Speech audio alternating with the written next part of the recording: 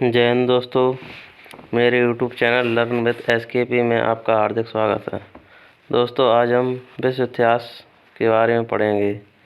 पुनर्जागरण का प्रारंभ इटली के फ्लोरेंस नगर से हुआ था माना जाता है। कहाँ से दोस्तों?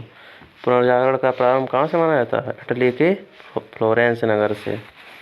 इटली के महान कवि दांते 1260 से 1321 ईस्वी को पुनर्जागरण का अग्रदूत माना जाता है। किसको? पुनर्जागरण का अग्रदूत किसे माना जाता है? जो इटली का महान कवि था दांते जो 1260 से 1321 ईस्वी, तो इटली पुनर्जागरण का अग्रदूत मानते हैं इनको।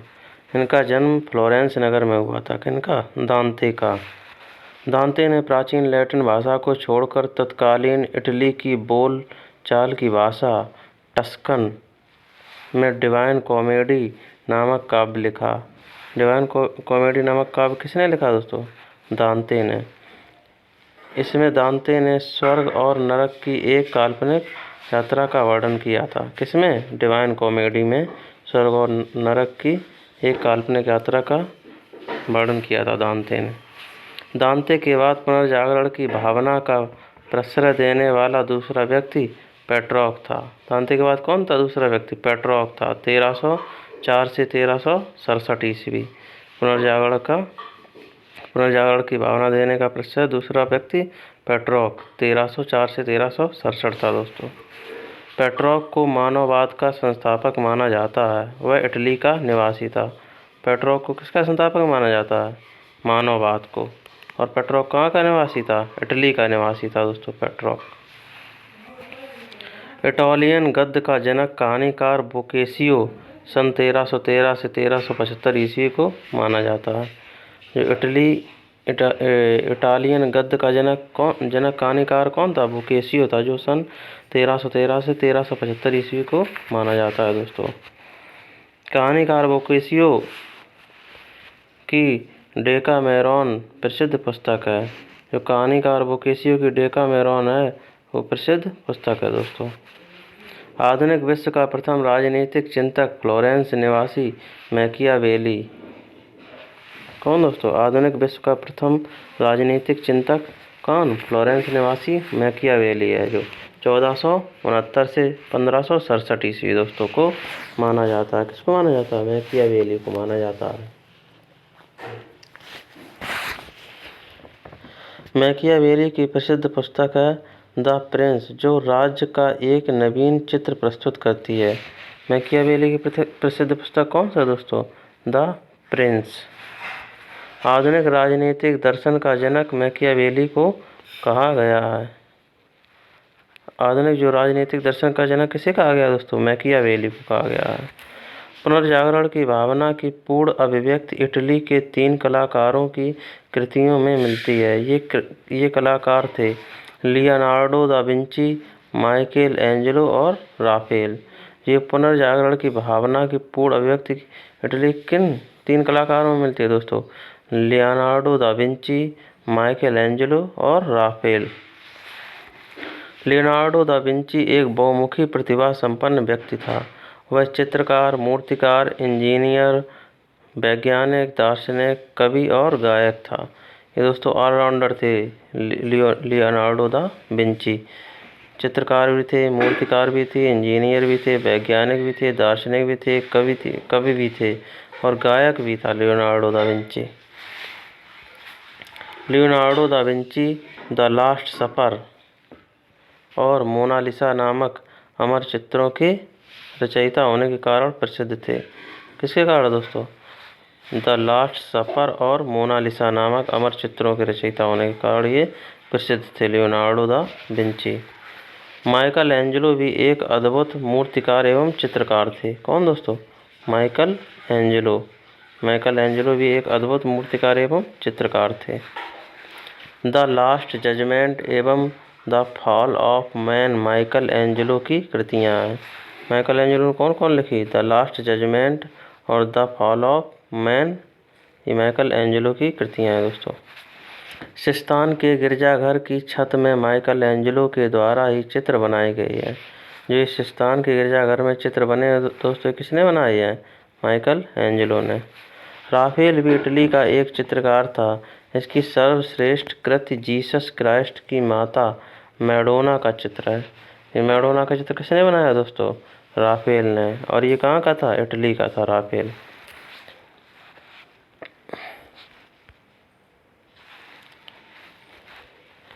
पुनर्जागरण काल में चित्रकला का जनक जियाटो को माना जाता है। किसे माना जाता है दोस्तों? पुनर्जागरण काल में चित्रकला का जनक किसे? जियाटो को माना जाता है।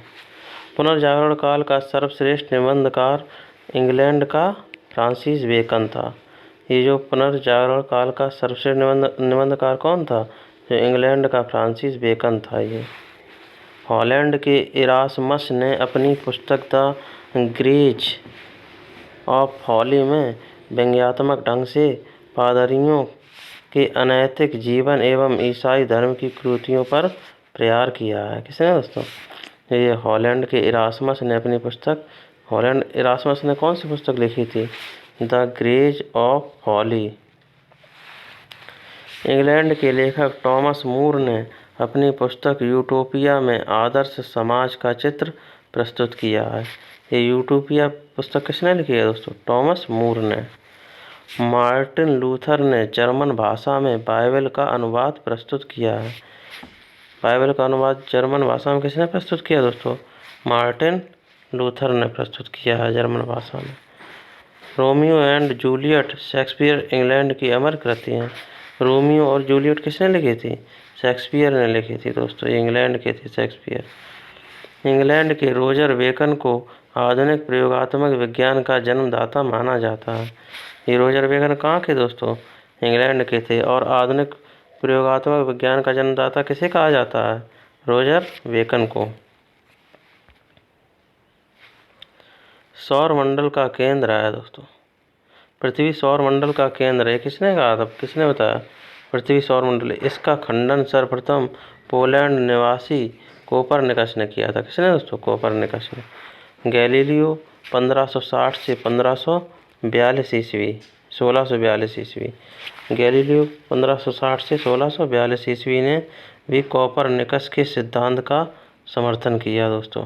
कोपरनिकस के। जर्मनी के प्रसिद्ध वैज्ञानिक केपला या केपलर 1571 से 1630 ईस्वी ने गणित की सहायता से यह बतलाया कि ग्रह सूर्य के चारों ओर किस प्रकार घूमते हैं। किसने बताया दोस्तों? ये जर्मनी के प्रसिद्ध वैज्ञानिक थे केपला या केपलर ने यह बताया था कि 1571 से 1630 ईस्वी ने गणित की सहायता से यह बतलाया कि ग्रह सूर्य के चारों ओर किस प्रकार घूमते हैं। न्यूटन जो 1642 से 1726 ईस्वी ने गुरुत्वाकर्षण के नियम का पता लगाया था। न्यूटन ने किसका? गुरुत्वाकर्षण के नियम का पता किसने लगाया था दोस्तों? न्यूटन ने। 1642 से 1726 ईस्वी। धर्म सुधार आंदोलन की शुरुआत 16वीं सदी में हुई। धर्म सुधार आंदोलन की शुरुआत कब हुई दोस्तों? 16वीं शताब्दी में हुई थी। धर्म सुधार आंदोलन का प्रवर्तक मार्टिन लूथर था, जो जर्मन का रहने वाला था। इसने बाइबल का अनुवाद जर्मन भाषा में किया था। ये मार्टिन लूथर कहाँ का रहने वाला था? जर्मनी का रहने वाला था दोस्तों। और बाइबल का अनुवाद जर्मनी भाषा में किसने किया था? मार्टिन लूथर ने। और धर्म सुधार आंदोलन का प्रवर्तक कौन था दोस्तों? Martin Luther. धर्म सुधार आंदोलन की शुरुआत इंग्लैंड में हुई। कहाँ हुई धर्म सुधार आंदोलन की शुरुआत दोस्तों? इंग्लैंड में हुई थी। जॉन विक्लिफ को धर्म सुधार आंदोलन का प्रातःकालीन तारा कहा जाता है। इसके अनुयायी लोलार्डस कहलाते हैं। ये दोस्तों प्रातःकालीन तारा किसे कहा जाता है? जो जॉन विक्लिफ धर्म सुधार आंदोलन का प्रातःकालीन तारा किसे कहा जाता है? जॉन विक्लिफ को। और इसके अनुयायी कौन थे जॉन विक्लिफ के? लोलार्डस कहलाते थे दोस्तों। अमेरिका की खोज क्रिस्टोफर कोलंबस ने की थी। अमेरिका खोज किसने की दोस्तों? क्रिस्टोफर कोलंबस ने। अमेरिगो वेसुपुसी इटली के नाम जो अमेरिगो वेसुपुसी था वो कहाँ का था? इटली का था। अमेरिगो वेसुपुसी के नाम पर अमेरिका का नाम अमेरिका पड़ा दोस्तों। किसके नाम पर? अमेरिगो वेसुपुसी के नाम पर, जो इटली का रहने वाला था। प्रशांत महासागर का नामकरण स्पेन निवासी मैगलन ने किया था। प्रशांत महासागर का नामकरण किसने किया था? मैगलन ने, जो स्पेन में रहता था। समुद्री मार्ग से संपूर्ण विश्व का चक्कर लगाने वाला प्रथम व्यक्ति मैगलन था दोस्तों। ये समुद्री मार्ग से संपूर्ण विश्व का चक्कर किसने लगाया था? मैगलन ने लगाया था। अमेरिका का स्वतंत्रता संग्राम। अमेरिका में ब्रिटिश औपनिवेशिक साम्राज्य की नींव जेम्स प्रथम के शासनकाल में डाली गई। अमेरिका में जो ब्रिटिश औपनिवेशिक साम्राज्य की नींव किसके शासनकाल में डाली गई? जेम्स प्रथम के शासनकाल में। रेड इंडियन अमेरिका के मूल निवासी थे। रेड इंडियन कहाँ के मूल निवासी थे दोस्तों? अमेरिका के मूल निवासी थे रेड इंडियन। अमेरिका का स्वतंत्रता युद्ध 1783 ईस्वी में पेरिस की संधि के तहत समाप्त हुआ। जो अमेरिका का स्वतंत्रता युद्ध कब समाप्त हुआ दोस्तों? 1783 ईस्वी में। किसकी संधि हुई थी? पेरिस की संधि हुई थी। अमेरिका को पूर्ण स्वतंत्रता 4 जुलाई 1776 ईस्वी को मिली। अमेरिका को पूर्ण स्वतंत्रता कब मिली थी? 4 जुलाई 1776 ईस्वी को। अमेरिका स्वतंत्रता संग्राम का नायक जॉर्ज वाशिंगटन थे, जो बाद में अमेरिका का प्रथम राष्ट्रपति बने। अमेरिका के प्रथम राष्ट्रपति कौन बने थे दोस्तों? George Washington. और स्वतंत्रता संग्राम के नायक कौन थे? George Washington. अमेरिका स्वतंत्रता संग्राम का तात्कालिक कारण बोस्टन की चाय पार्टी थी, जो 16 दिसंबर 1773 ईस्वी को हुई। बोस्टन की चाय पार्टी कब हुई थी? 16 दिसंबर 1773 ईस्वी को। इसी घटना से अमेरिका का स्वतंत्रता संग्राम प्रारंभ हुआ। इस घटना का नायक सैमुअल एडम्स था। ये जो बोस्टन की चाय पार्टी थी, इसका नायक कौन था? Samuel Adams. प्रजातंत्र की स्थापना सर्वप्रथम अमेरिका में हुई। प्रजातंत्र की स्थापना सर्वप्रथम कहाँ हुई थी? अमेरिका में। इसे ही आधुनिक गणतंत्र की जननी कहा जाता है। धर्मनिरपेक्ष राज्य की स्थापना भी सर्वप्रथम अमेरिका में हुई। धर्मनिरपेक्ष राज्य की स्थापना और दोस्तों प्रजातंत्र राज्य की स्थापना सर्वप्रथम कहाँ हुई थी? अमेरिका में हुई थी दोस्तों। अमेरिका स्वतंत्रता संग्राम के दौरान अमेरिका वासियों का नारा था, प्रतिनिधित्व नहीं तो कर नहीं। ये अमेरिकी स्वतंत्रता संग्राम के समय अमेरिका वासियों का नारा क्या था? प्रतिनिधित्व नहीं तो कर नहीं दोस्तों। संसार में सर्वप्रथम लिखित संविधान संयुक्त राज्य अमेरिका में 1789 ईस्वी में लागू हुआ। संसार में सर्वप्रथम लिखित संविधान कहाँ हुआ दोस्तों लागू? अमेरिका में लागू हुआ। कब? 1789 ईस्वी में। 1781 ईस्वी में उपनिवेशी सेना के सम्मुख आत्मसमर्पण करने वाला ब्रिटेन का सेनापति लॉर्ड कॉर्नवालिस था। ये दोस्तों उपनिवेशी सेना के सम्मुख आत्मसमर्पण करने वाला ब्रिटेन का सेनापति कौन था? लॉर्ड कॉर्नवालिस था। और कब? 1781 ईस्वी में उपनिवेशी सेना के सम्मुख आत्मसमर्पण कर दिया था ब्रिटेन ने 1781 ईस्वी में। अमेरिका विश्व का पहला देश था जिसने मनुष्यों की समानता तथा उसके मौलिक अधिकारों की घोषणा की थी। इसने अमेरिका ने दोस्तों। अमेरिका में दासों के आयात को 1808 ईस्वी में अवैध घोषित कर दिया गया था। दासों के आयात को कब अवैध घोषित कर दिया गया दोस्तों? 1808 ईस्वी में। अब्राहम लिंकन अमेरिका के राष्ट्रपति 1860 ईस्वी में हुए। अब्राहम लिंकन अमेरिका के राष्ट्रपति कब बने थे? 1860 ईस्वी में दोस्तों। अमेरिका में गृह युद्ध की शुरुआत 12 अप्रैल 1861 ईस्वी में दक्षिण एवं उत्तरी राज्यों के बीच हुई। दक्षिणी राज्य दासता के समर्थक एवं उत्तरी राज्य उसके विरोधी थे। ये गृह युद्ध की शुरुआत कब हुई थी अमेरिका में दोस्तों? 12 अप्रैल 1861 ईस्वी में। उत्तरी राज्य और दक्षिणी राज्य के बीच में हुई। दक्षिणी राज्य तो दासता के समर्थक थे एवं उत्तरी राज्य उसके विरोधी थे दोस्तों। अमेरिकी गृह युद्ध की शुरुआत दक्षिणी कैरोलिना राज्य से हुई। इसी युद्ध के फलस्वरूप ही दास प्रथा का अंत हुआ। गृह युद्ध की शुरुआत कहाँ से हुई थी? दक्षिणी कैरोलिना राज्य से हुई थी दोस्तों। 1 जनवरी 1863 ईस्वी को अब्राहम लिंकन ने दास प्रथा का उन्मूलन किया। दास प्रथा का उन्मूलन कब हुआ दोस्तों? 1 जनवरी 1863 ईस्वी को। और किसने किया? अब्राहम लिंकन ने किया दोस्तों। प्रजातंत्र का जनता के द्वारा प्रजातंत्र जनता का जनता के द्वारा और जनता के लिए शासन है। प्रजातंत्र की परिभाषा अब्राहम लिंकन ने ही दी थी। अब्राहम लिंकन की हत्या जॉन विल्कीज बूथ नामक व्यक्ति ने 4 मार्च 1865 ईस्वी को कर दी थी। अब्राहम लिंकन की हत्या किसने की थी? जॉन विल्कीज बूथ ने। कब? 4 मार्च 1865 ईस्वी में। अमेरिकी गृह युद्ध की समाप्ति 26 मई 1865 ईस्वी को हुई। जो अमेरिका गृह युद्ध की समाप्ति कब हुई? 26 मई 1865 ईस्वी को हो गई थी।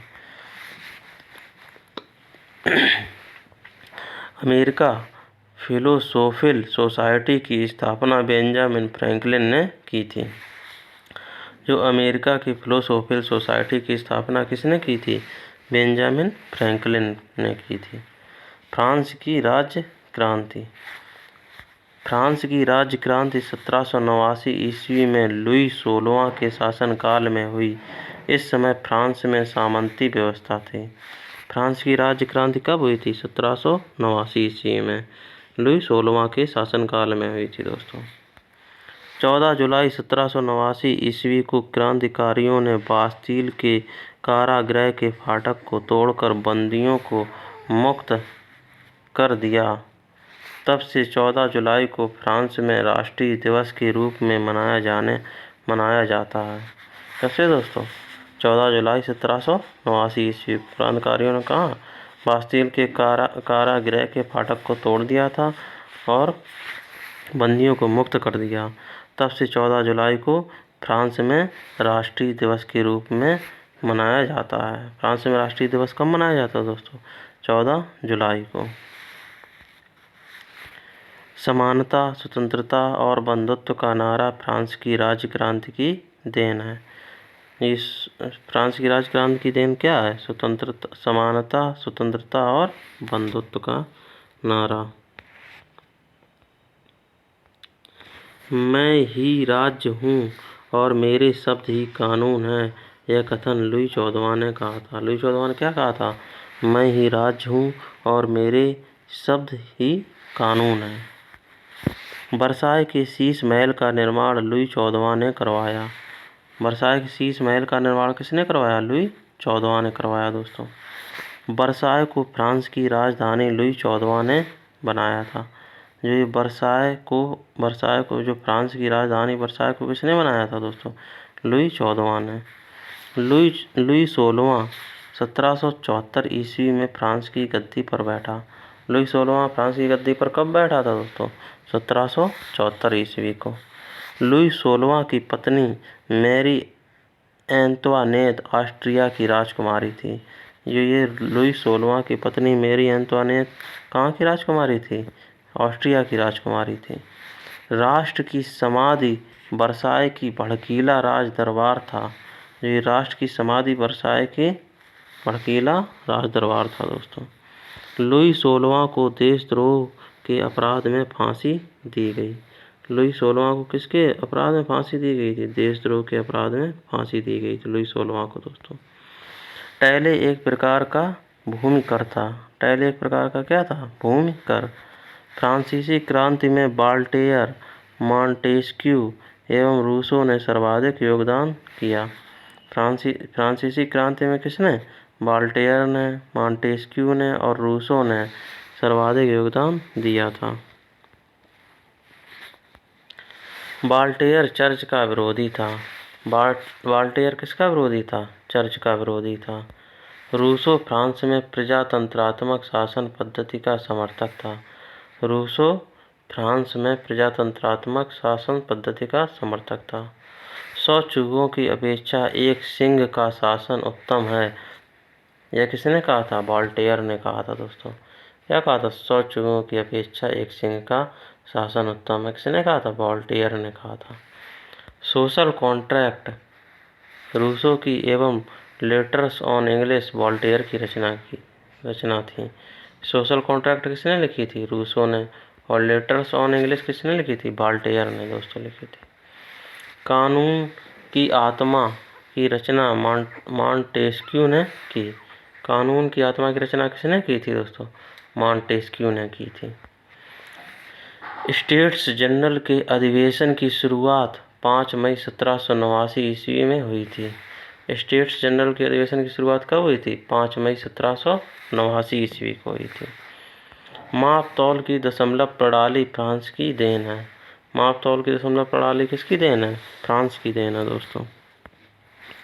सांस्कृतिक राष्ट्रीयता का जनक हाइडर को कहा जाता है।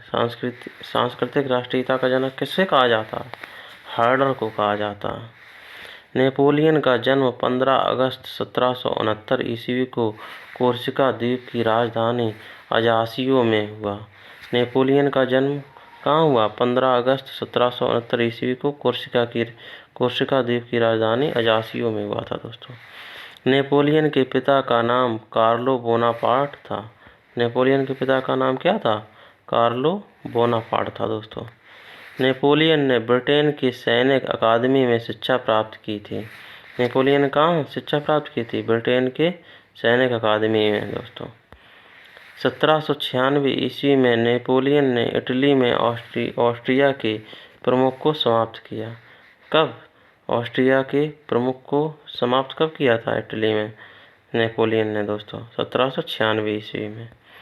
फ्रांस में डायरेक्टरी के शासन का अंत 1799 ईस्वी में हुआ। ये डायरेक्टरी के शासन का अंत कब हुआ था दोस्तों? 1799 ईस्वी में फ्रांस में हुआ। नेपोलियन 1799 ईस्वी में प्रथम कौंसल बना और 1802 ईस्वी में जीवन भर के लिए कौंसल बना। कौन दोस्तों? नेपोलियन है ये। 1799 ईस्वी में प्रथम कौंसल बना और 1802 ईस्वी में जीवन भर के लिए कौंसल बना था दोस्तों नेपोलियन। 1804 ईस्वी में नेपोलियन फ्रांस का सम्राट बना। कब? 1804 ईस्वी में। आधुनिक फ्रांस का निर्माता नेपोलियन को माना जाता है। आधुनिक फ्रांस का निर्माता किसे माना जाता है? नेपोलियन को। नेपोलियन ने ही सर्वप्रथम इंग्लैंड को बनियों का देश कहा था। बनियों का देश सर्वप्रथम इंग्लैंड को किसने कहा था? नेपोलियन ने कहा था दोस्तों। नेपोलियन ने पत्नी जोजेफाइन को तलाक देकर ऑस्ट्रिया की राजकुमारी मोरिया लुइसा से शादी की। ट्राफलगर का युद्ध 21 अक्टूबर 1805 ईस्वी में इंग्लैंड एवं नेपोलियन के बीच हुआ था। ट्राफलगर का युद्ध किसके बीच हुआ था दोस्तों? इंग्लैंड एवं नेपोलियन के बीच हुआ था। कब हुआ था? 21 अक्टूबर 1805 ईस्वी को हुआ था। ट्राफलगर का युद्ध हुआ था दोस्तों। नेपोलियन ने बैंक ऑफ फ्रांस की स्थापना 1800 ईस्वी में की। बैंक ऑफ फ्रांस की स्थापना कब की? 1800 ईस्वी में की थी नेपोलियन ने दोस्तों। नेपोलियन ने कानूनों का संग्रह तैयार करवाया जिसे नेपोलियन का कोड कहा जाता है। नेपोलियन का कोड कहा जाता है दोस्तों। नेपोलियन ने कानूनों का संग्रह तैयार करवाया था दोस्तों जिसे नेपोलियन का कोड कहा जाता है दोस्तों। नेपोलियन को नील नदी के युद्ध में अंग्रेजी जहाजी बेड़े के नायक नेल्सन के हाथों बुरी तरह पराजित होना पड़ा था दोस्तों। किसे? नेपोलियन को नील नदी के युद्ध में अंग्रेजी जहाजी बेड़े के नायक नेल्सन के हाथों बुरी तरह पराजित होना पड़ा था दोस्तों। नेपोलियन के राष्ट्रों ने मिलकर 1800 यूरोप के राष्ट्रों ने मिलकर 1813 ईस्वी में नेपोलियन को लिपजिक नामक स्थान पर हरा दिया दोस्तों। कहाँ? यूरोप के सभी राष्ट्रों ने मिलकर नेपोलियन को लिपजिक नामक स्थान पर हरा दिया था दोस्तों और उसे बंदी बनाकर एल्वा के टापू पर भेज दिया। कहाँ गए? एल्वा के टापू पर भेज दिया था दोस्तों। परंतु वह एल्वा से भाग निकला और पुनः फ्रांस का सम्राट बना। कौन? नेपोलियन दोस्तों। अंततः मित्र राष्ट्रों की सेना ने नेपोलियन को 18 जून 1815 ईस्वी को वाटरलू के युद्ध में पराजित कर बंदी बना लिया और उसे सेंट हेलेना द्वीप पर भेज दिया। वहाँ 1821 ईस्वी में उसकी मृत्यु हो गई। नेपोलियन लिटल कार्पोरल के नाम से जाना जाता है। लिटल कार्पोरल के नाम से कौन जाना जाता है? नेपोलियन जाना जाता है दोस्तों। और नेपोलियन की मृत्यु कब हुई थी? 1821 ईस्वी में। और वाटरलू का युद्ध कब हुआ था? 18 जून 1815 ईस्वी को मित्र राष्ट्रों की सेना और नेपोलियन के बीच हुआ था। नेपोलियन के पतन का कारण था उसका रूस पर आक्रमण करना। नेपोलियन के पतन का कारण क्या था? रूस पर आक्रमण करना। इंग्लैंड के वाणिज्य एवं व्यापार का बहिष्कार करने के लिए नेपोलियन ने महाद्वीपीय व्यवस्था का सूत्रपात किया था। किस व्यवस्था का? महाद्वीपीय व्यवस्था का सूत्रपात किया था दोस्तों। नेपोलियन ने वियना कांग्रेस समझौता के तहत यूरोप के राष्ट्रों ने 1815 ईस्वी में फ्रांस के प्रभुत्व को समाप्त कर दिया। फ्रांस के प्रभुत्व को किसने समाप्त कर दिया दोस्तों? वियना कांग्रेस समझौता के तहत यूरोप के राष्ट्रों ने 1815 ईस्वी में फ्रांस के प्रभुत्व को समाप्त कर दिया था दोस्तों। इटली का एकीकरण आया दोस्तों।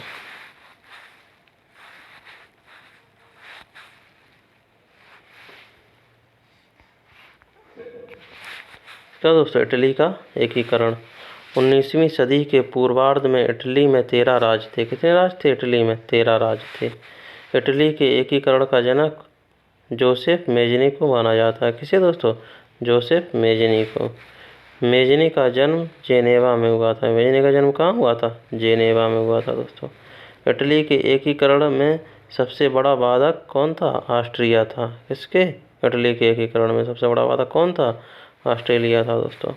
इटली के एकीकरण में सार्डिनिया पीडमोंट राज्य ने अगुवाई की थी। किसने?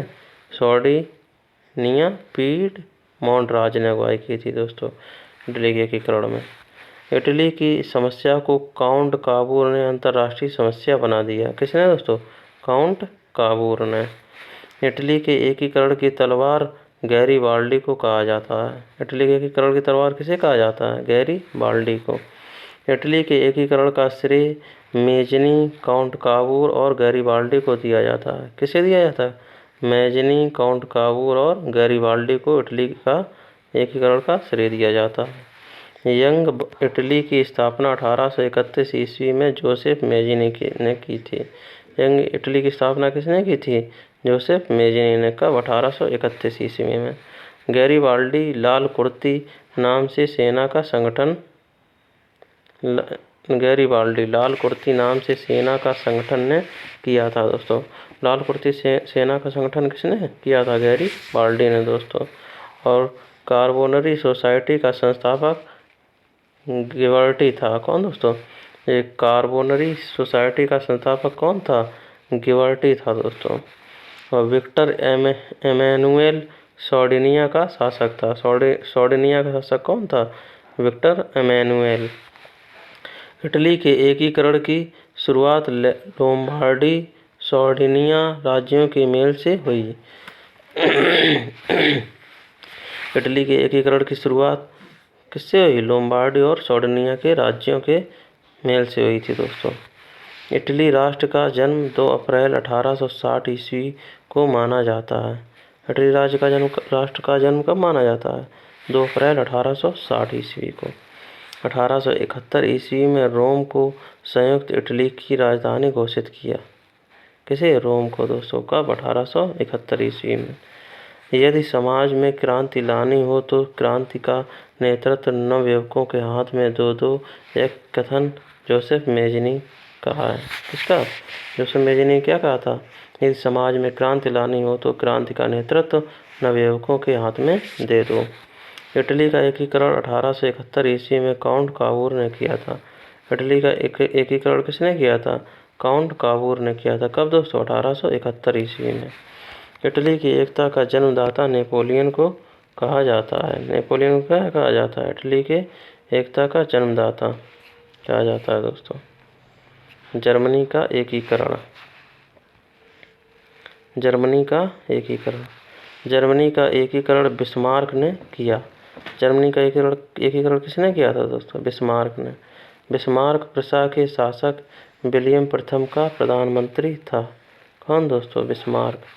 जर्मनी का सबसे शक्तिशाली राज्य प्रुसा था। बिस्मार्क जर्मनी का एकीकरण प्रुसा के नेतृत्व में चाहता था। विलियम को जर्मन संघ के सम्राट का ताज 8 फरवरी 1871 ईस्वी में पहनाया था। किसने? बिस्मार्क ने।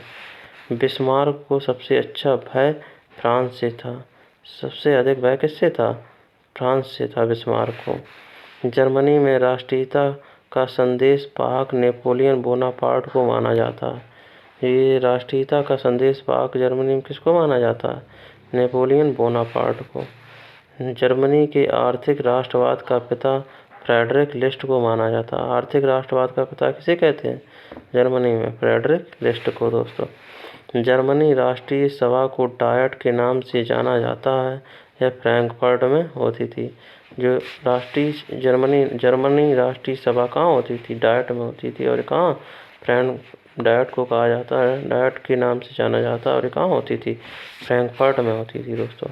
1815 ईस्वी से 1850 ईस्वी के बीच जर्मन साम्राज्य पर ऑस्ट्रिया का आधिपत्य था। किसके बीच? 1815 से 1850 के बीच में जर्मन पर किसका आधिपत्य था? ऑस्ट्रिया का आधिपत्य था दोस्तों। ऑस्ट्रिया का चांसलर मेटरनिख था। ऑस्ट्रिया का चांसलर कौन था? मेटरनिख। एकीकृत जर्मन राष्ट्र के कौन दोस्तों? एकीकृत जर्मन राष्ट्र के निर्माण में रॉके, बोमर, लसर इत्यादि दार्शनिकों ने महत्वपूर्ण भूमिका निभाई थी। किसने? रॉके, बोमर और लसर ने दोस्तों।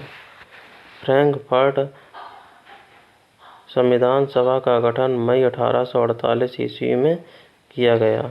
ये फ्रैंकफर्ट संविधान सभा का गठन कब किया गया दोस्तों? मई 1848 ईस्वी में किया गया। विलियम प्रथम के शासनकाल में प्रिसा का रक्षा मंत्री वान रून एवं सेनापति वॉन मोल्टेक था। विलियम प्रथम के शासनकाल में प्रिसा का रक्षा मंत्री वान रून एवं सेनापति वॉन मोल्टेक था दोस्तों। कौन? वॉन मोल्टेक। 23 सितंबर 1862 ईस्वी को बिस्मार्क प्रिसा का चांसलर बना। कब? 23 सितंबर 1862 ईस्वी को बिस्मार्क प्रिसा का चांसलर बना दोस्तों। बिस्मार्क का जन्म 1 अप्रैल 1815 ईस्वी को ब्रेडनबर्ग में हुआ था। बिस्मार्क का जन्म कब हुआ था? 1 अप्रैल 1815 ईस्वी को ब्रेडनबर्ग में हुआ था दोस्तों। विलियम प्रथम ने बिस्मार्क को बाजीगर कहा था। किसने दोस्तों? विलियम प्रथम ने बिस्मार्क को बाजीगर कहा था दोस्तों। विलियम प्रथम ने। सेरेजोवा का युद्ध 1866 ईस्वी में ऑस्ट्रिया ने प्रिसा के आगे आत्मसमर्पण कर दिया। ये सेरेजोवा का युद्ध कब हुआ था? 1866 ईस्वी में। और ऑस्ट्रिया ने प्रिसा के आगे आत्मसमर्पण कर दिया था दोस्तों सेरेजोवा के युद्ध में। 23 अगस्त 1866 ईस्वी के प्राग संधि के तहत ऑस्ट्रिया जर्मन संघ में शामिल हुआ। कब? ऑस्ट्रिया 23 अगस्त 1866 ईस्वी को ऑस्ट्रिया किसमें शामिल हो गया था? जर्मन संघ में शामिल हो गया था 23 अगस्त 1866 ईस्वी को दोस्तों। फ्रांस एवं प्रिसा के बीच सेडोन का युद्ध 15 जुलाई 1870 ईस्वी को हुआ। फ्रांस एवं प्रिसा के बीच सेडोन का युद्ध कब हुआ था दोस्तों? 15 जुलाई 1870 ईस्वी को हुआ था। नेपोलियन तृतीय ने प्रिसा के आगे 1 सितंबर 1870 ईस्वी को आत्मसमर्पण किया। किसने दोस्तों? नेपोलियन तृतीय ने कब आत्मसमर्पण किया था? प्रिसा के आगे 1 सितंबर 1870 ईस्वी को। बिस्मार्क ने जर्मनी के सम्राट विलियम प्रथम का राज्याभिषेक वर्साय के राजमहल में किया। जो विलियम प्रथम का राज्याभिषेक वर्साय के राजमहल में हुआ था दोस्तों। किसने किया था? बिस्मार्क ने। फ्रैंकफर्ट की संधि 10 मई 1871 ईस्वी को फ्रांस और प्रिसा के बीच हुई। ये फ्रैंकफर्ट की संधि कब हुई थी? 10 मई 1871 ईस्वी को। किसके बीच में हुई थी? फ्रांस और प्रिसा के बीच में हुई थी दोस्तों। सूडान के युद्ध के बाद जर्मनी का एकीकरण संभव हो सका। जर्मनी का एकीकरण कब संभव हुआ दोस्तों? सूडान के युद्ध के बाद हुआ दोस्तों। रूसी क्रांति। समाजवाद शब्द का प्रयोग सर्वप्रथम रॉबर्ट ओवन ने किया था। यह वेल्स का रहने वाला था। रॉबर्ट ओवन कहाँ का रहने वाला था? वेल्स का रहने वाला था। और समाजवाद शब्द का सर्वप्रथम प्रयोग किया था रॉबर्ट ओवन ने दोस्तों। आदर्शवादी समाजवाद का प्रवक्ता रॉबर्ट ओवन को माना जाता है। किसको माना जाता है? रॉबर्ट ओवन को आदर्शवादी समाजवाद का प्रवक्ता माना जाता है दोस्तों, रॉबर्ट ओवन को। वैज्ञानिक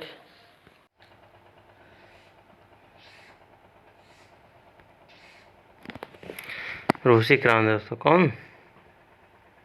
रूसी क्रांति। वैज्ञानिक समाजवाद का संस्थापक कार्ल मार्क्स था। कौन था दोस्तों? वैज्ञानिक समाजवाद का जो संस्थापक कौन था? कार्ल मार्क्स था। कार्ल मार्क्स जर्मनी का निवासी था। कहाँ का? जर्मनी का निवासी था दोस्तों कार्ल मार्क्स। कार्ल मार्क्स ने दास कैपिटल और कम्युनिस्ट मैनिफेस्टो नामक पुस्तक लिखी। दास कैपिटल और कम्युनिस्ट मैनिफेस्टो नामक पुस्तक किसने लिखी दोस्तों? कार्ल मार्क्स ने लिखी थी। ये बहुत पूछी जाती है दोस्तों एग्जाम में, दास कैपिटल के बारे में। फ्रांसीसी साम्यवाद का जनक सेंट साइमन को माना जाता है। सेंट साइमन को किसका जनक माना जाता है? फ्रांसीसी साम्यवाद का जनक माना जाता है। फेबियन सोशलिज्म का नेतृत्व जॉर्ज बर्नार्ड शॉ ने किया था। ये दोस्तों फेबियन सोशलिज्म का नेतृत्व किसने किया था? जॉर्ज बर्नार्ड शॉ ने किया था। लंदन में फेबियन सोसाइटी की स्थापना 1884 ईस्वी में हुई। फेबियन सोसाइटी की स्थापना कब हुई? 1884 ईस्वी में। कहाँ हुई दोस्तों? लंदन में हुई थी। दुनिया के मजदूरों एक हो का नारा किसने दिया था? कार्ल मार्क्स ने दिया था। दुनिया के मजदूरों एक हो का नारा किसने दिया था? कार्ल मार्क्स ने। रूस के शासक को जार कहा जाता है। रूस के शासक को क्या कहा जाता है? जार कहा जाता है। यह जारशाही व्यवस्था मार्च 1917 ईस्वी में समाप्त हुई। ये जारशाही व्यवस्था मार्च 1917 ईस्वी में समाप्त हुई। कब समाप्त हुई? 1917 ईस्वी में। जार मुक्तिदाता के नाम से अलेक्जेंडर द्वितीय को माना जाता है। जार मुक्तिदाता के नाम से किसे माना जाता है? अलेक्जेंडर द्वितीय को माना जाता है। जार मुक्तिदाता के नाम से दोस्तों अलेक्जेंडर द्वितीय को माना जाता है।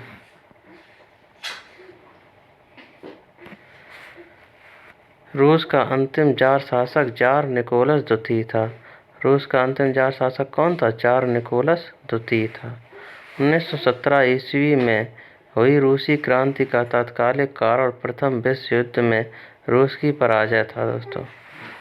7 नवंबर 1917 ईस्वी की बोल्शेविक क्रांति का नेता लेनिन था। तो बोल्शेविक क्रांति कब हुई थी दोस्तों? 7 नवंबर 1917 ईस्वी में हुई थी। और नेता कौन था? लेनिन था इसका नेता। लेनिन ने चेका का संगठन किया था। चेका का संगठन किसने किया था? लेनिन ने किया था दोस्तों। लाल सेना का संगठन ट्रोट्स्की ने किया था। ट्रोट्स्की ने क्या किया था? लाल सेना का संगठन किया था दोस्तों ट्रोट्स्की ने। रूस के जार शासक अलेक्जेंडर द्वितीय की हत्या बम विस्फोट में हुई थी। ये रूस के जार शासक थे अलेक्जेंडर द्वितीय की हत्या किसमें हुई दोस्तों? बम विस्फोट में हुई थी। एक जार, एक चर्च और एक रूस का नारा जार निकोलस द्वितीय ने दिया था। एक जार, एक चर्च और एक रूस का नारा किसने दिया था दोस्तों? जार निकोलस द्वितीय ने दिया था दोस्तों। रूस में सबसे अधिक जनसंख्या स्लाव लोगों की थी। सबसे अधिक जनसंख्या किसकी थी रूस में? स्लाव लोगों की। अन्ना कैरेनिना के लेखक लियो टॉलस्टॉय था। ये अन्ना कैरेनिना के लेखक कौन था दोस्तों? लियो टॉलस्टॉय था। शून्यवाद का जनक तुर्गनेव को माना जाता है। शून्यवाद का जनक किसे कहते हैं दोस्तों? तुर्गनेव को। रूसी साम्यवाद का जनक प्लेखानोव को माना जाता है। रूसी साम्यवाद का जनक किसे कहते हैं दोस्तों? प्लेखानोव को कहा जाता है दोस्तों रूसी साम्यवाद का जनक। सोशल डेमोक्रेटिक दल की स्थापना 1903 ईस्वी में रूस में हुई। सोशल डेमोक्रेटिक दल की स्थापना कब हुई दोस्तों? 1903 ईस्वी में रूस में हुई थी दोस्तों। यह दल 2 गुटों में विभाजित था, बोल्शेविक और मेंशेविक में। कौन दोस्तों? सोशल डेमोक्रेटिक दल। बोल्शेविक का अर्थ बहुसंख्यक और मेंशेविक का अर्थ अल्पसंख्यक होता है। बोल्शेविक का अर्थ क्या होता है? बहुसंख्यक दोस्तों। और मेंशेविक का अर्थ अल्पसंख्यक होता है। बोल्शेविक दल का नेता कौन था? लेनिन। बोल्शेविक दल का नेता कौन था दोस्तों? लेनिन था। 16 अप्रैल 1917 ईस्वी में लेनिन ने रूस की क्रांतिकारी योजना प्रकाशित की, जो अप्रैल थीसिस के नाम से जानी जाती है। ये जो रूस की क्रांतिकारी योजना प्रकाशित हुई थी, उसको किस नाम से जाना जाता था? अप्रैल थीसिस के नाम से जाना जाता था। किसने? लेनिन ने प्रकाशित की थी ये योजना। कब? 16 अप्रैल 1917 ईस्वी को प्रकाशित की थी। 1921 ईस्वी में लेनिन ने रूस में नई आर्थिक नीति लागू की। किसने? लेनिन ने दोस्तों। कब? 1921 ईस्वी में नई आर्थिक नीति लागू की थी। आधुनिक रूस का निर्माता स्टालिन को माना जाता है। आधुनिक रूस का निर्माता किसे कहते हैं? स्टालिन को कहते हैं दोस्तों। लेनिन की मृत्यु 1924 ईस्वी में हो गई। लेनिन की मृत्यु कब हुई थी? 1924 ईस्वी में। राइट्स ऑफ मैन का लेखक टॉमस पेन है। राइट्स ऑफ मैन के लेखक कौन थे दोस्तों? Thomas Paine. Rights of man. Mother की रचना मैक्सिम गोर्की ने की थी। मदर की रचना किसने की थी दोस्तों? मैक्सिम गोर्की ने की थी मदर की रचना। स्थायी क्रांति के सिद्धांत का प्रवर्तक ट्रोट्स्की था। जो स्थायी क्रांति के सिद्धांत का प्रवर्तक कौन था? ट्रोट्स्की था दोस्तों। प्रथम विश्व युद्ध के दौरान लेनिन का नारा था, युद्ध का अंत करो। युद्ध का अंत करो, ये नारा किसने दिया था? प्रथम विश्व युद्ध के दौरान लेनिन ने दिया था। कार्ल मार्क्स का आजीवन साथी रहा फ्रेडरिक एंजेल्स। जो कार्ल मार्क्स का आजीवन साथी कौन रहा था दोस्तों? फ्रेडरिक एंजेल्स रहा था दोस्तों। अब आई औद्योगिक क्रांति। औद्योगिक क्रांति के बारे में पढ़ेंगे दोस्तों। औद्योगिक क्रांति की शुरुआत इंग्लैंड में हुई। कहाँ हुई थी दोस्तों औद्योगिक क्रांति की शुरुआत? इंग्लैंड में, क्योंकि इंग्लैंड के पास उपनिवेशों के कारण कच्चे माल और पूंजी की अधिकता थी। इंग्लैंड में औद्योगिक क्रांति की शुरुआत सूती कपड़ा उद्योग से हुई। औद्योगिक क्रांति की शुरुआत किससे हुई? सूती कपड़ा उद्योग से हुई। सबसे पहले स्कॉटलैंड के मैकेडम नामक व्यक्तियों ने पक्की सड़कें बनाने की विधि निकाली। किसने दोस्तों? मैकेडम नामक व्यक्तियों ने पक्की सड़कें बनाने की विधि निकाली थी। सबसे पहले स्कॉटलैंड के जो मैकेडम नामक व्यक्तियों ने पक्की सड़कें बनाने की विधि निकाली थी दोस्तों।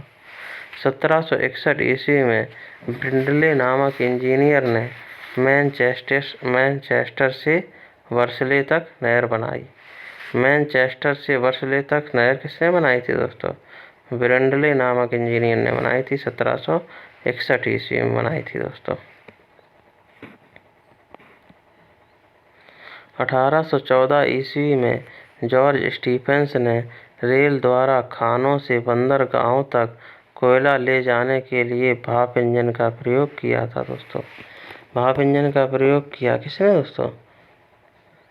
जॉर्ज स्टीफेंस ने किया था 1814 ईस्वी में। औद्योगिक क्रांति की दौड़ में जर्मनी इंग्लैंड का प्रतिद्वंदी था। कौन दोस्तों? जर्मनी जो था इंग्लैंड का प्रतिद्वंदी था औद्योगिक क्रांति की दौड़ में दोस्तों। औद्योगिक क्रांति के हुए आविष्कारक।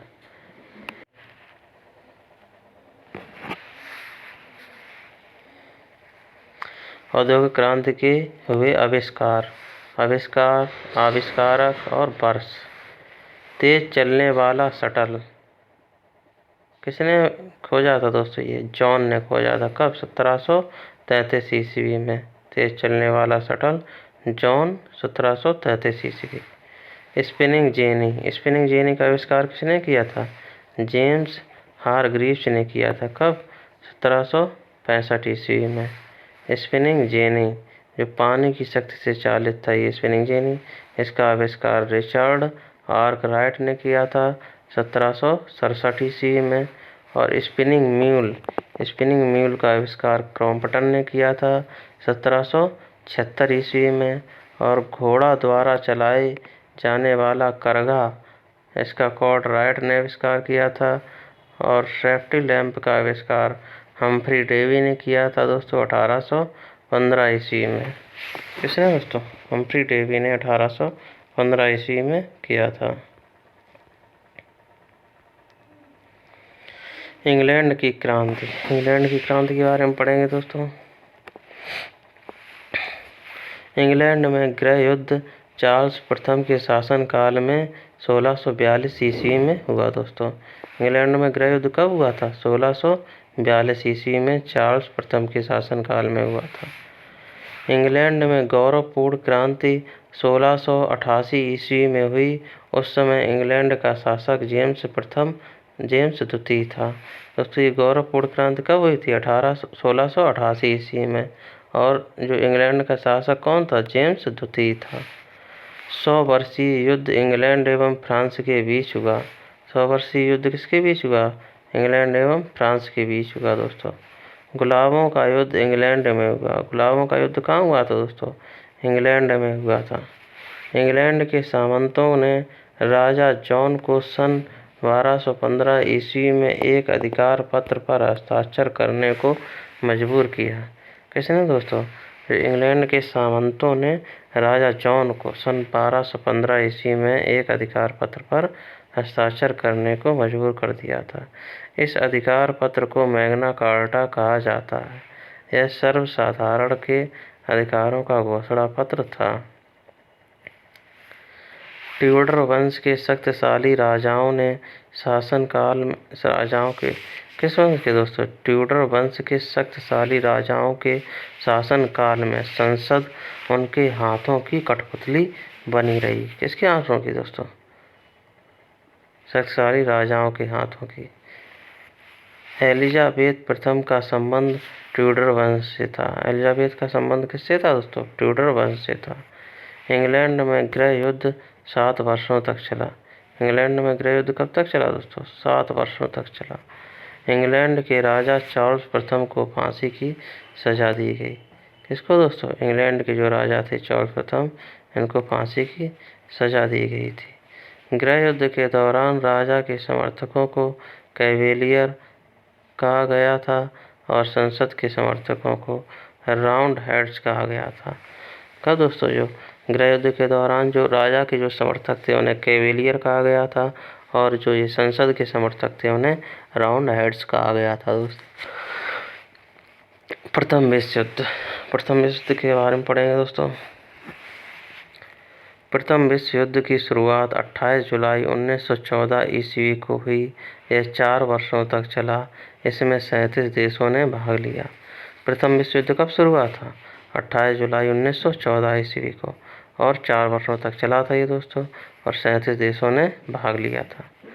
प्रथम विश्व युद्ध का तात्कालिक कारण ऑस्ट्रिया के राजकुमार फर्डिनेंड की बोस्निया की राजधानी सेराजेवो में हत्या की गई थी। प्रथम विश्व युद्ध का तात्कालिक कारण क्या था दोस्तों? जो ऑस्ट्रेलिया का राजकुमार फर्डिनेंड था इसकी हत्या कर दी गई थी। जो बोस्निया की राजधानी सेराजेवो में हत्या कर दी गई थी। प्रथम विश्व युद्ध में संपूर्ण विश्व 2 खेमों में बंट गया, मित्र राष्ट्र एवं ध्रुवी राष्ट्र।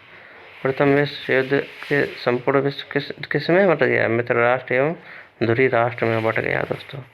ध्रुवी राष्ट्रों का नेतृत्व किसने किया था? जर्मनी ने किया। इसमें शामिल अन्य देश थे ऑस्ट्रिया, हंगरी और इटली। ध्रुवी राष्ट्र में कौन कौन देश थे शामिल दोस्तों?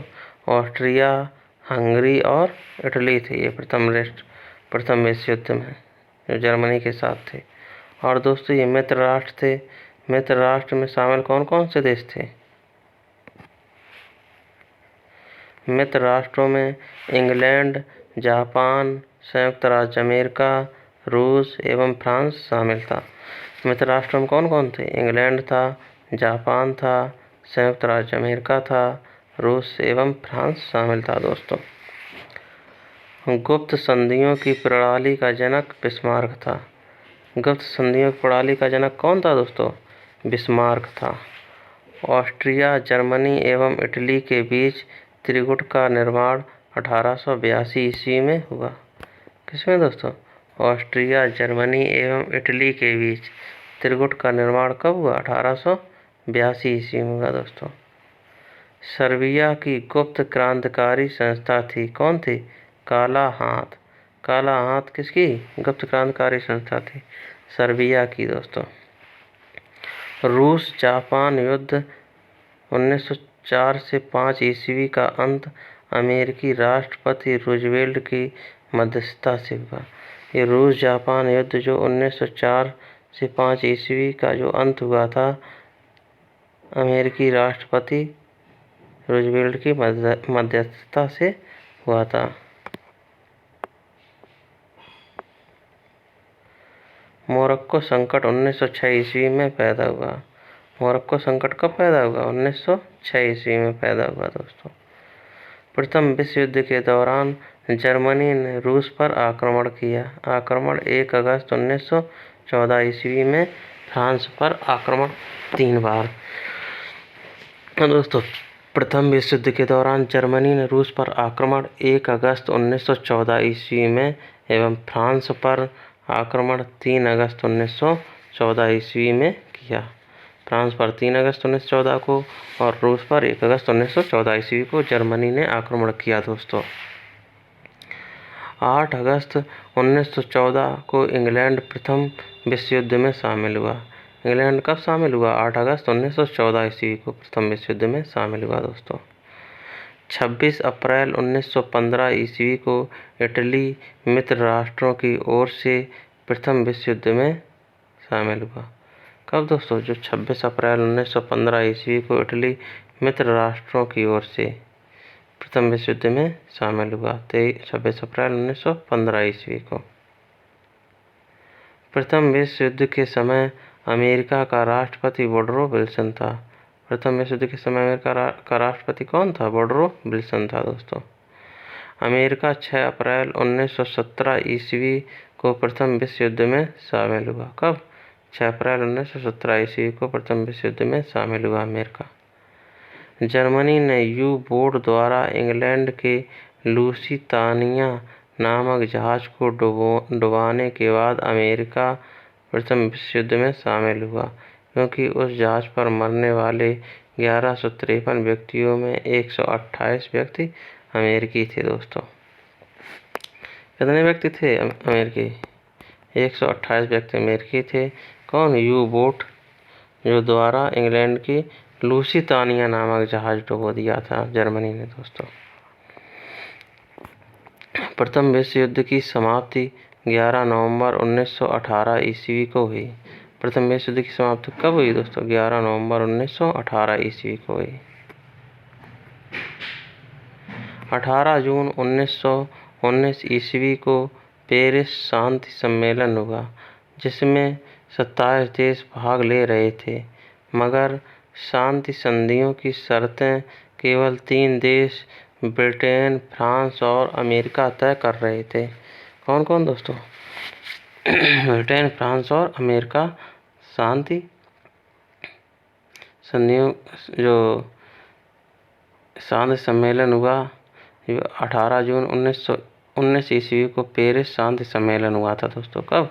18 जून 1919 ईस्वी को, जिसमें 27 देश भाग ले रहे थे, मगर शांति संधियों की शर्तें केवल 3 देश ब्रिटेन, फ्रांस और अमेरिका तय कर रहे थे। कौन कौन दोस्तों? ब्रिटेन, फ्रांस और अमेरिका। पेरिस शांति सम्मेलन में शांति संधियों की शर्तें निर्धारित करने में जिन राष्ट्राध्यक्षों ने मुख्य भूमिका निभाई वे थे अमेरिका राष्ट्रपति वुडरो विल्सन, ब्रिटेन प्रधानमंत्री लॉयड जॉर्ज और फ्रांस के प्रधानमंत्री जॉर्ज क्लेमेंसो। कौन थे? जॉर्ज क्लेमेंसो थे दोस्तों।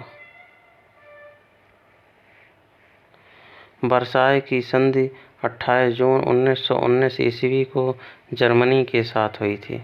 वर्साय की संधि कब हुई? 28 जून 1919 ईस्वी को जर्मनी के साथ हुई दोस्तों।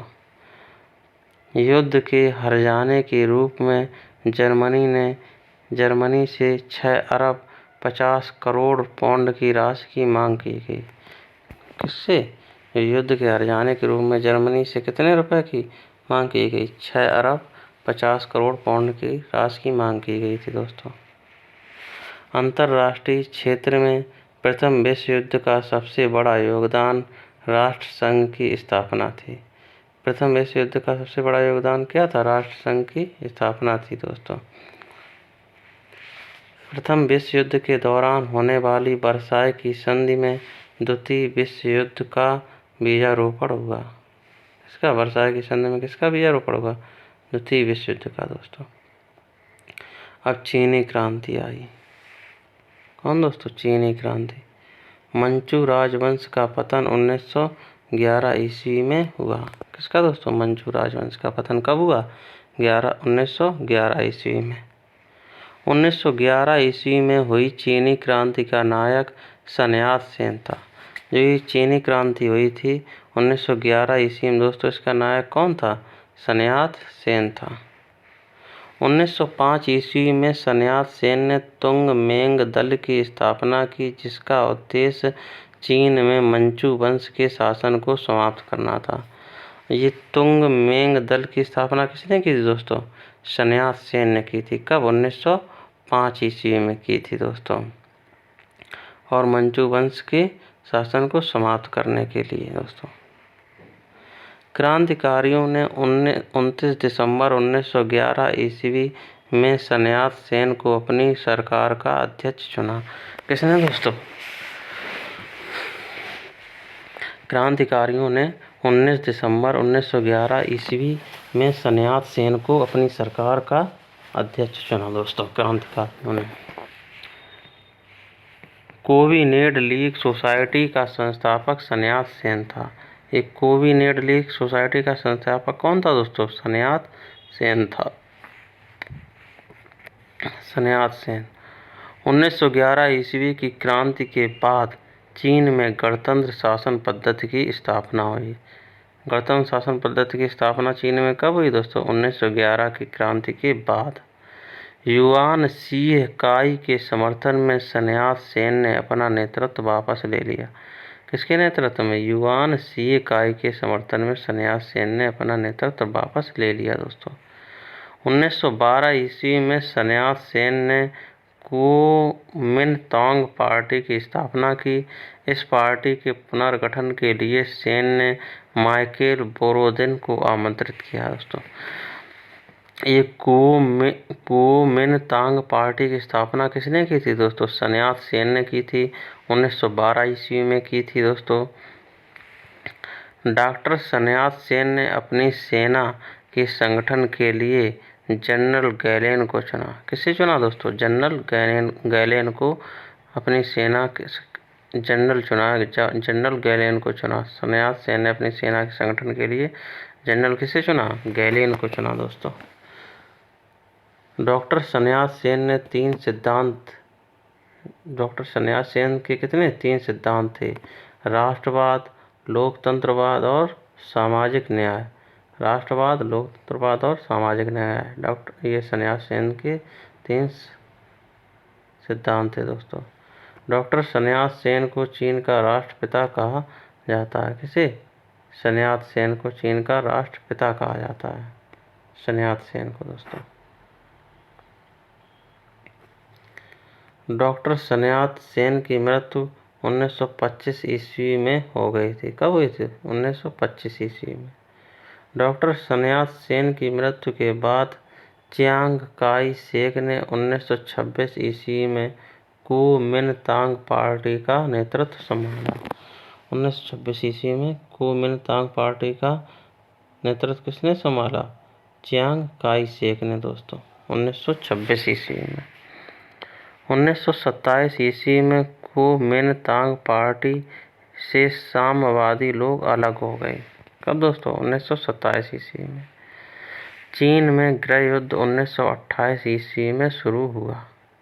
चीन में गृह युद्ध कब हुआ शुरू? 1928 ईस्वी में। 1925 ईस्वी को हुनान के विशाल किसान आंदोलन का नेतृत्व माओ से तुंग ने किया।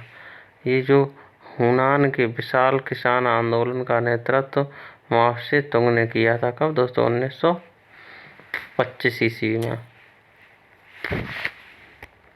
1925 ईस्वी में।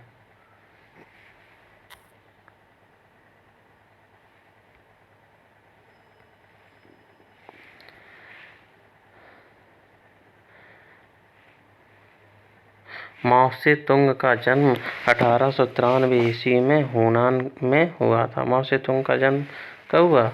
1893 ईस्वी में हुनान में हुआ था।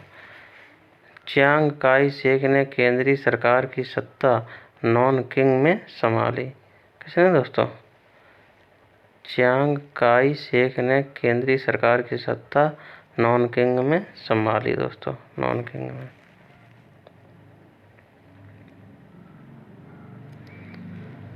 चियांग काई शेक ने अपनी सरकार की स्थापना फार्मोसा में की।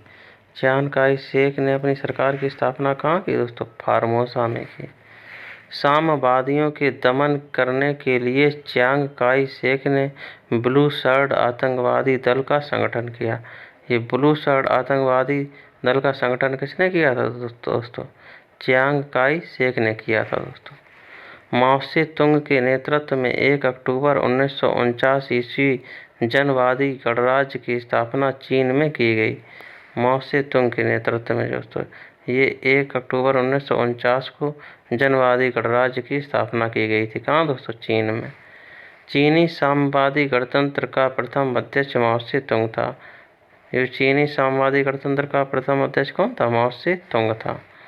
चीनी जनवादी गणराज्य का प्रथम प्रधानमंत्री चाउ एन लाई था।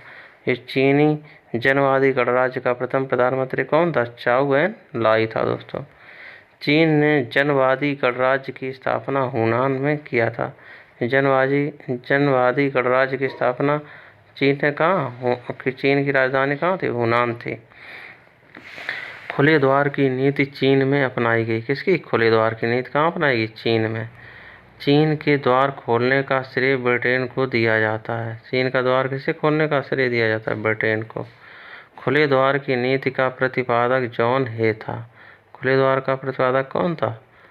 जॉन हे था। चीन एशिया का मरीज के नाम से जाना गया। चीन किसके नाम से जाना गया? एशिया के मरीज के नाम से दोस्तों चीन जाना गया। चीन की कम्युनिस्ट पार्टी की स्थापना 1921 ईस्वी में हुई। चीन की कम्युनिस्ट पार्टी की स्थापना कब हुई दोस्तों? 1921 ईस्वी में। अब तुर्की के बारे में पढ़ते हैं दोस्तों। तुर्की को यूरोप का मरीज कहा जाता है। किसको? तुर्की को। पान इस्लामिज्म का नारा अब्दुल हमीद द्वितीय ने दिया था। किसने दोस्तों? पान इस्लामिज्म का नारा किसने दिया था? अब्दुल हमीद द्वितीय ने दोस्तों। युवा तुर्क आंदोलन की शुरुआत अब्दुल हमीद द्वितीय के शासनकाल में 1908 ईस्वी में हुई। ये युवा तुर्क आंदोलन की शुरुआत कब हुई दोस्तों? 1908 ईस्वी में। इसके शासनकाल में? अब्दुल हमीद द्वितीय के शासनकाल में। प्रथम विश्व युद्ध के बाद तुर्की के साथ भीषण अपमानजनक संधि सेव्र की संधि 10 अगस्त 1920 ईस्वी को की गई। मुस्तफा कमाल पाशा ने इसे मानने से इनकार कर दिया। ये प्रथम विश्व युद्ध के बाद जो तुर्की के साथ भीषण अपमानजनक संधि हुई थी, कौन हुई थी दोस्तों? सेव्र की संधि हुई थी। सेव्र की संधि कब हुई थी? 10 अगस्त 1920 ईस्वी को हुई थी और मुस्तफा कमाल पाशा ने मानने से इनकार कर दिया था। आधुनिक तुर्की का निर्माता मुस्तफा कमाल पाशा को माना जाता है। इसे अतातुर्क तुर्की का पिता के नाम से जाना जाता है। आधुनिक तुर्की का निर्माता किसे माना जाता है? मुस्तफा कमाल पाशा को। और अतातुर्क या तुर्की का पिता के उपनाम से जाना जाता है मुस्तफा कमाल पाशा को दोस्तों। मुस्तफा कमाल पाशा का जन्म 1891 ईस्वी में सेलेनिका में हुआ था। मुस्तफा कमाल पाशा का जन्म कहाँ हुआ था? सेलेनिका में हुआ था। कब? 1891 ईस्वी में हुआ था दोस्तों। तुर्की में एकता और प्रगति समिति का गठन 1889 ईस्वी में हुआ। तुर्की में एकता और प्रगति समिति का गठन कब हुआ? 1889 ईस्वी में हुआ दोस्तों। प्रारंभ में कमाल पाशा एकता और प्रगति समिति के प्रभाव में आया। कौन दोस्तों? कमाल पाशा प्रारंभ में एकता और प्रगति समिति के प्रभाव में आया दोस्तों। कमाल पाशा एक सेनापति के रूप में कमाल पाशा ने गल्लीपोती युद्ध में शानदार सफलता हासिल की। किसके रूप में दोस्तों? एक सेनापति के रूप में कमाल पाशा ने गल्लीपोती युद्ध में शानदार सफलता हासिल की थी दोस्तों। इसके बाद 1919 ईस्वी में कमाल पाशा ने सैनिक पद से इस्तीफा दे दिया। किसने दोस्तों? कमाल पाशा ने सैनिक पद से इस्तीफा दे दिया। 1919 ईस्वी के अखिल तुर्क कांग्रेस के प्रथम अधिवेशन की अध्यक्षता मुस्तफा कमाल पाशा ने 1923 ईस्वी में तुर्की एवं यूनान के बीच लोजान की संधि हुई दोस्तों। 1919 के अखिल तुर्क कांग्रेस के प्रथम अधिवेशन की अध्यक्षता मुस्तफा कमाल पाशा ने की। किसने दोस्तों? मुस्तफा कमाल पाशा ने की थी 1919 ईस्वी में। और 1923 ईस्वी में तुर्की एवं यूनान के बीच में लोजान की संधि हुई। लोजान की संधि कब हुई दोस्तों? 1923 ईस्वी में तुर्की एवं यूनान के बीच में हुई। 23 अक्टूबर 1923 ईस्वी को तुर्की गणतंत्र की घोषणा हुई। तुर्की गणतंत्र की घोषणा कब हुई दोस्तों? 23 अक्टूबर 1923 ईस्वी को हुई। कमाल पाशा ने तुर्की में 3 मार्च 1929 ईस्वी को खिलाफत को समाप्त कर दिया। 3 मार्च 1929 ईस्वी को खिलाफत को समाप्त कर दिया था दोस्तों कमाल पाशा ने। 20 अप्रैल 1924 ईस्वी को तुर्की में नए संविधान की घोषणा हुई। तुर्की में नए संविधान की घोषणा कब हुई? 20 अप्रैल 1924 ईस्वी को। तुर्की के नए गणतंत्र का राष्ट्रपति मुस्तफा कमाल पाशा हुआ।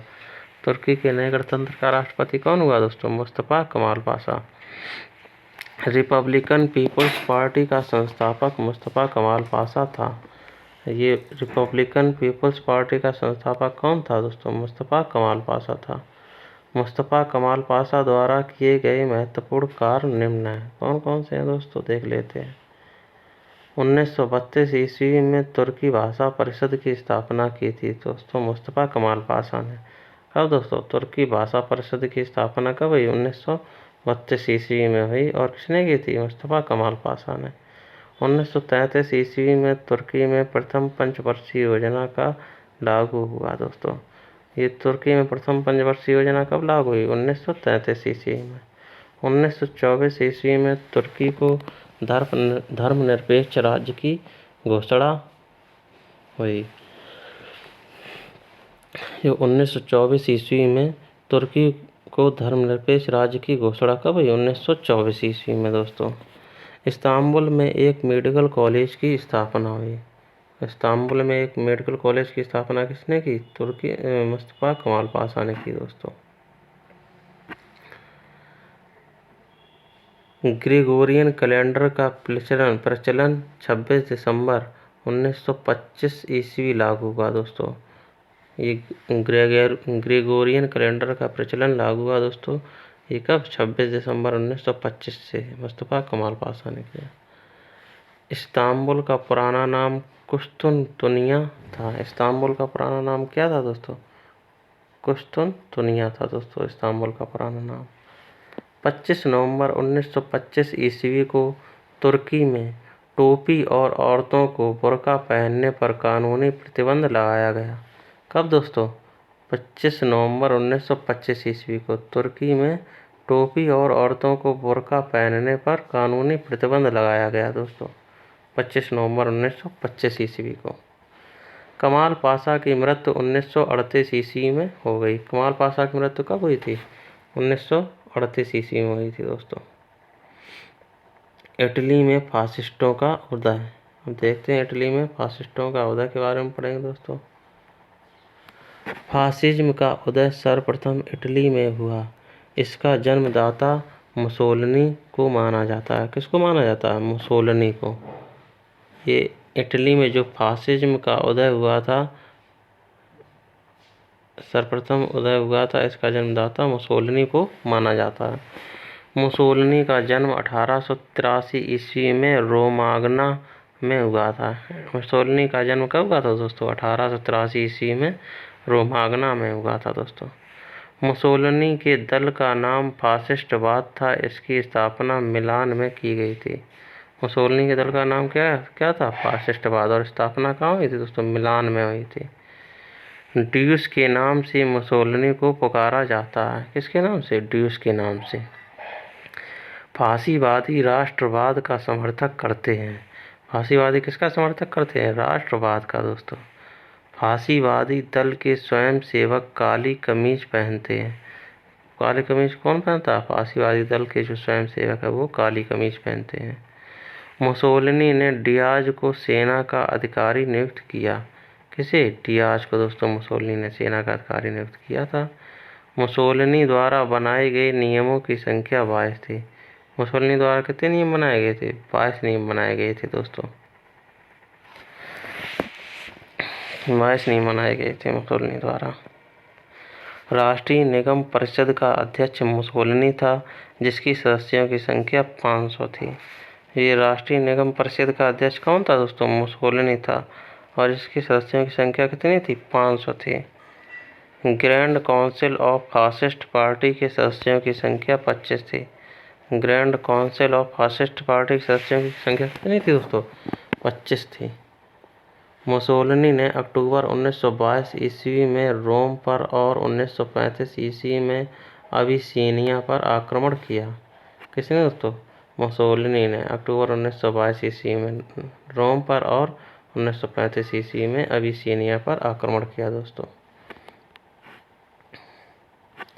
जापान एवं जर्मनी के साथ मुसोलिनी ने रोम, बर्लिन, टोक्यो धुरी का निर्माण 1936 ईस्वी में किया। ये मुसोलिनी ने जापान एवं जर्मनी के साथ मुसोलिनी ने रोम, बर्लिन, टोक्यो धुरी का निर्माण 1936 ईस्वी में किया दोस्तों।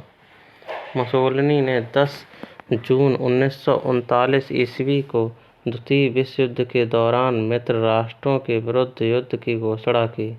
इटली में फांसीवाद का अंत 28 अप्रैल 1945 ईस्वी को माना जाता है। इटली में फांसीवाद का अंत कब माना जाता है? 28 अप्रैल 1945 ईस्वी को माना जाता है। जर्मनी में नाजीवाद का उदय।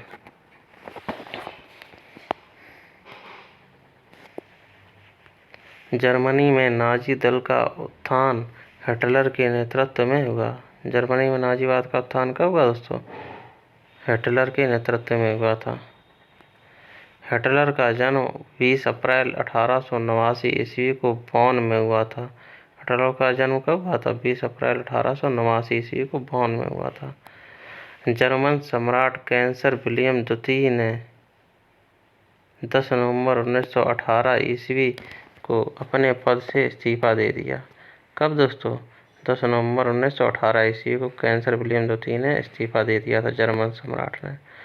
1920 ईस्वी में हिटलर ने नेशनल सोशलिस्ट पार्टी या नाजी दल की स्थापना की। नेशनल सोशलिस्ट पार्टी या नाजी दल की स्थापना की थी 1920 ईस्वी में की थी हिटलर ने दोस्तों। जर्मन वर्क्स पार्टी का संस्थापक हिटलर था। जर्मन वर्क्स पार्टी का संस्थापक कौन था दोस्तों? हिटलर था दोस्तों। 1933 ईस्वी में जर्मनी का प्रधानमंत्री बना कौन? हिटलर।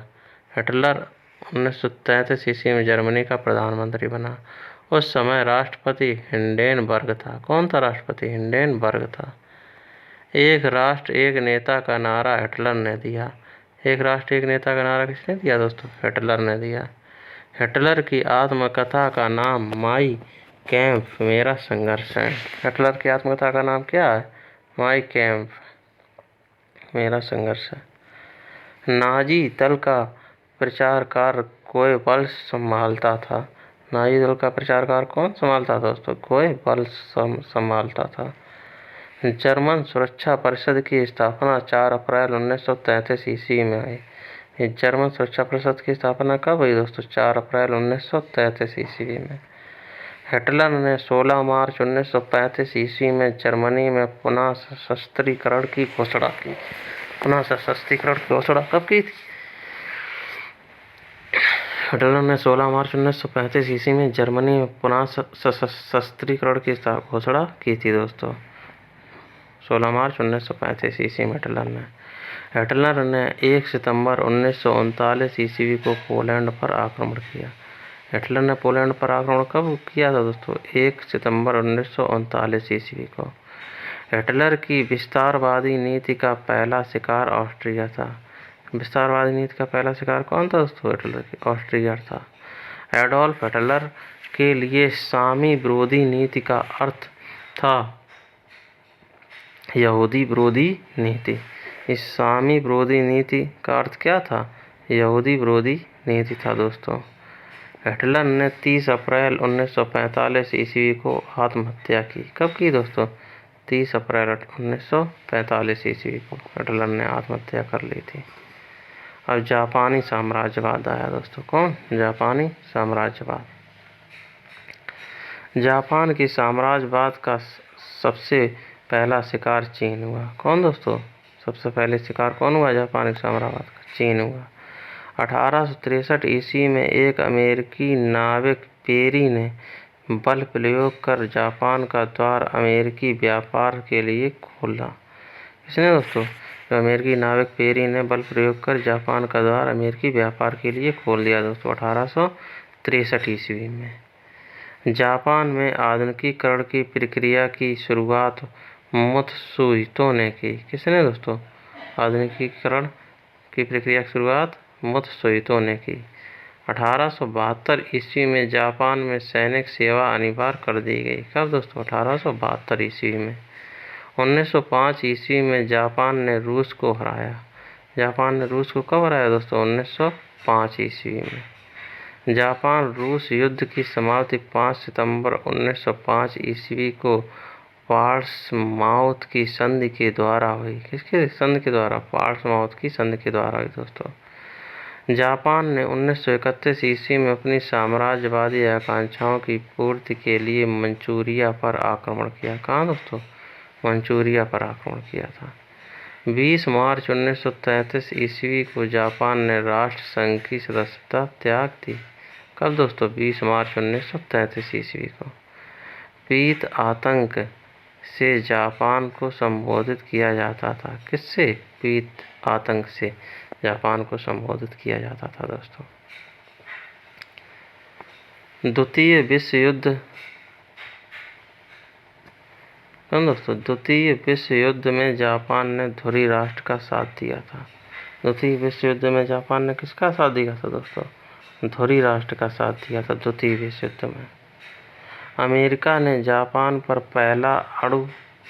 पहला परमाणु बम 6 अगस्त 1945 को हिरोशिमा पर गिराया और द्वितीय विश्व युद्ध में 10 सितंबर 1945 ईस्वी को जापान ने आत्मसमर्पण कर दिया। कब? 10 सितंबर 1945 ईस्वी को।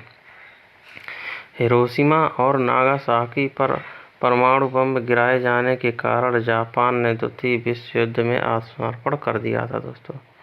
द्वितीय विश्व युद्ध देखते हैं कब हुआ दोस्तों। द्वितीय विश्व युद्ध की शुरुआत 1 सितंबर 1939 ईस्वी को हुई। कब हुई? 1 सितंबर 1939 ईस्वी को।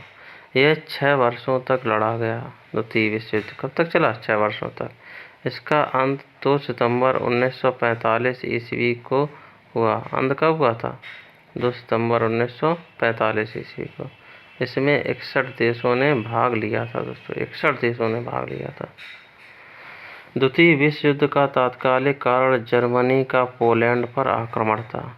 द्वितीय विश्व युद्ध का तात्कालिक कारण क्या था? जर्मनी का पोलैंड पर आक्रमण था दोस्तों। द्वितीय विश्व युद्ध के दौरान जर्मनी जनरल रोमेल का नाम डेजर्ट फॉक्स रखा गया था।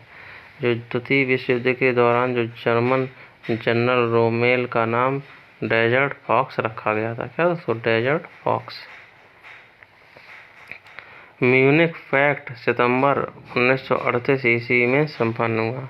म्यूनिख पैक्ट कब संपन्न हुआ दोस्तों? सितंबर 1938 ईस्वी में म्यूनिख पैक्ट संपन्न हुआ था दोस्तों। जर्मनी ने वर्साई की संधि का उल्लंघन 1935 ईस्वी में किया। कब दोस्तों? 1935 ईस्वी में जर्मनी ने वर्साई की संधि का उल्लंघन किया। स्पेन में गृह युद्ध 1936 ईस्वी में शुरू हुआ। स्पेन में गृह युद्ध कब शुरू हुआ दोस्तों? 1936 ईस्वी में शुरू हुआ। स्पेन में गृह युद्ध शुरू हुआ। संयुक्त रूप से इटली एवं जर्मनी का पहला शिकार स्पेन था। संयुक्त रूप से इटली एवं जर्मनी का पहला शिकार कौन था दोस्तों? स्पेन था। संयुक्त रूप से इटली एवं जर्मनी का पहला शिकार स्पेन था दोस्तों। जर्मनी द्वारा सोवियत संघ पर आक्रमण करने की योजना को ऑपरेशन बारबोसा कहा गया है। क्या कहा गया? बारबोसा कहा गया, ऑपरेशन बारबोसा दोस्तों। 23 अगस्त 1939 ईस्वी को जर्मनी रूस आक्रमण समझौते पर हस्ताक्षर हुए।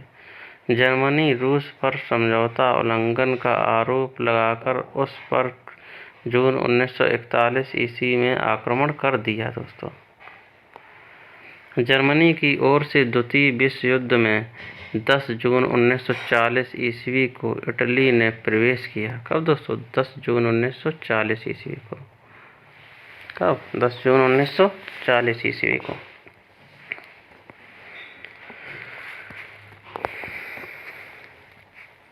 अमेरिका का द्वितीय विश्व युद्ध में प्रवेश 8 सितंबर 1941 ईस्वी को हुआ। अमेरिका का दोस्तों द्वितीय विश्व युद्ध में प्रवेश कब हुआ? 8 सितंबर 1941 ईस्वी को हुआ। द्वितीय विश्व युद्ध के समय इंग्लैंड का प्रधानमंत्री विंस्टन चर्चिल एवं अमेरिका का राष्ट्रपति फ्रैंकलिन डी रूजवेल्ट था। द्वितीय विश्व युद्ध के दौरान कौन दोस्तों? द्वितीय विश्व युद्ध के समय इंग्लैंड का प्रधानमंत्री विंस्टन चर्चिल और अमेरिका का राष्ट्रपति फ्रैंकलिन डी रूजवेल्ट था दोस्तों। अमेरिका का द्वितीय विश्व युद्ध में प्रवेश 8 सितंबर 1941 ईस्वी को हुआ।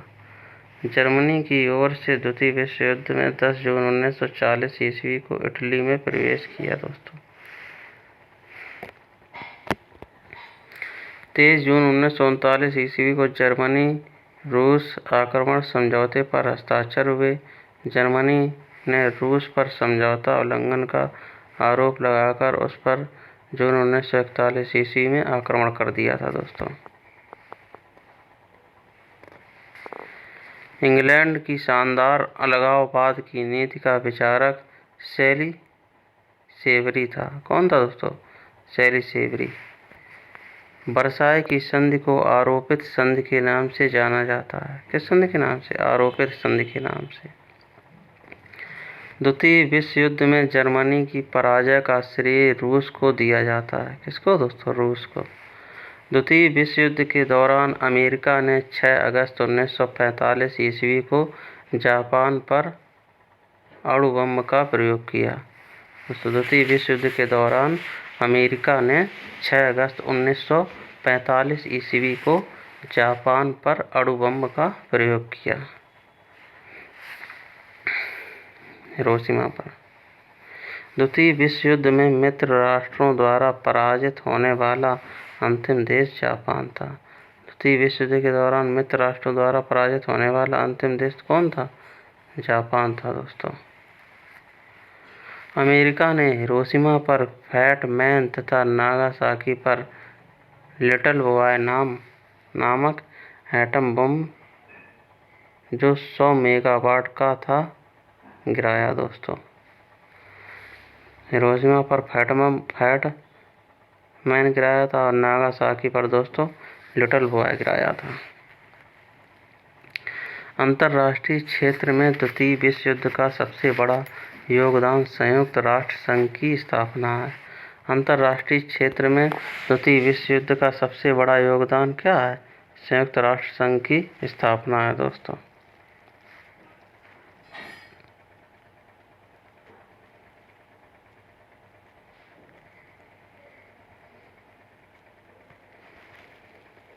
संयुक्त राष्ट्र संघ की स्थापना।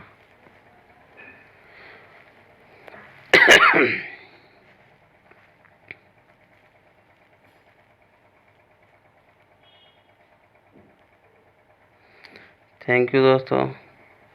इस वीडियो में आज हम यहीं तक पढ़ेंगे।